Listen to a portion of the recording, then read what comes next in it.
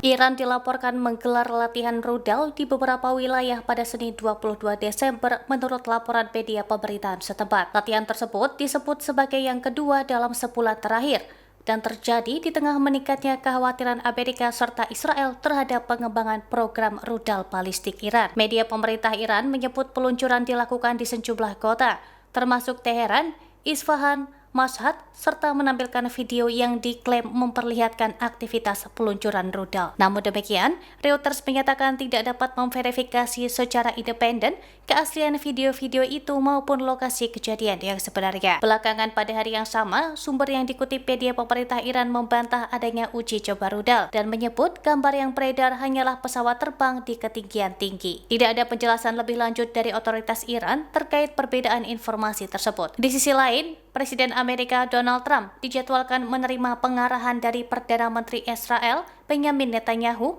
mengenai ancaman program rudal Iran. Pejabat Israel disebut menilai perluasan arsenal rudal balistik Iran sebagai ancaman serius yang dapat memicu perlunya tindakan cepat. Israel juga dikabarkan khawatir Iran tengah membangun kembali fasilitas pengayaan nuklir yang sebelumnya diserang Amerika pada Juni lalu. Iran selama ini menegaskan program militernya bersifat defensif dan kembali membantah tudingan bahwa negaranya berniat mengembangkan senjata nuklir.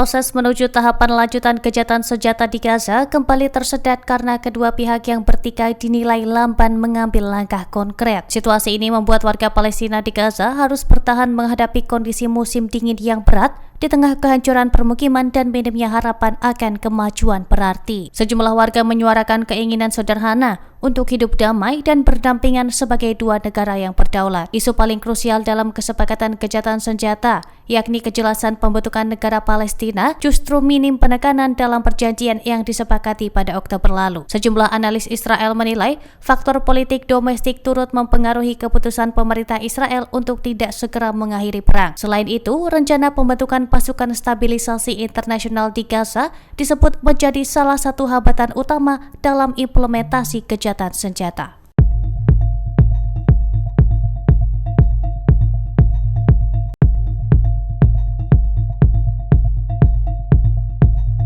Pasukan Israel melakukan pembongkaran besar-besaran terhadap bangunan permukiman di kawasan Silwan, Yerusalem Timur. Aksi tersebut mengakibatkan sekitar 100 warga Palestina kehilangan tempat tinggal setelah sejumlah rumah diratakan dengan tanah. Pembongkaran ini disebut sebagai salah satu operasi penggusuran terbesar dalam beberapa tahun terakhir. Langkah itu menuai kecaman luas karena dinilai memperparah krisis kemanusiaan dan mempercepat pengusiran warga Palestina dari Yerusalem. Sejumlah rekaman di lapangan juga memperlihatkan bentrokan antara aparat Israel dan warga setempat selama proses pembongkaran berlangsung. Rekaman video yang beredar memperlihatkan korban dipukul secara beramai-ramai di tengah operasi pembongkaran ilegal. Penggusuran ini menambah panjang daftar tudingan pelanggaran hukum internasional di wilayah pendudukan.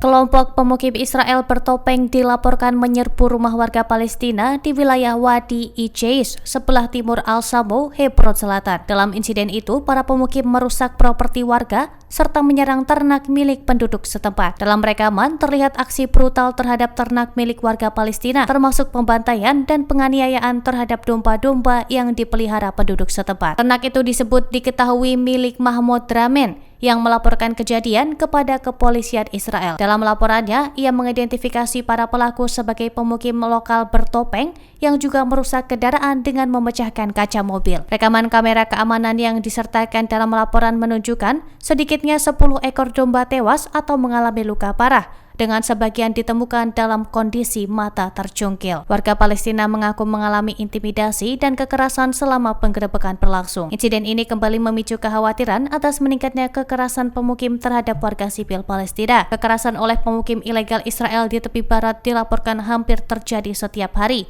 dengan minimnya proses hukum terhadap para pelaku.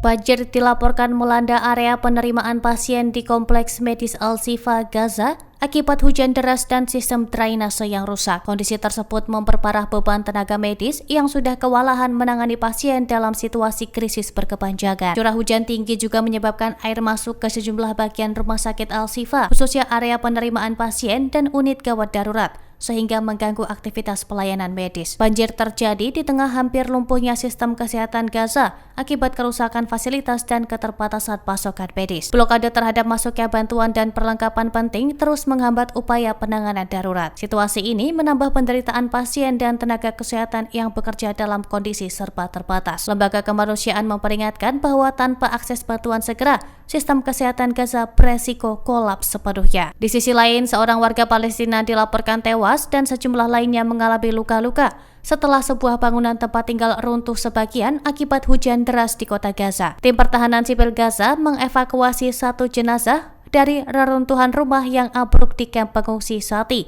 sementara beberapa korban luka berhasil diselamatkan.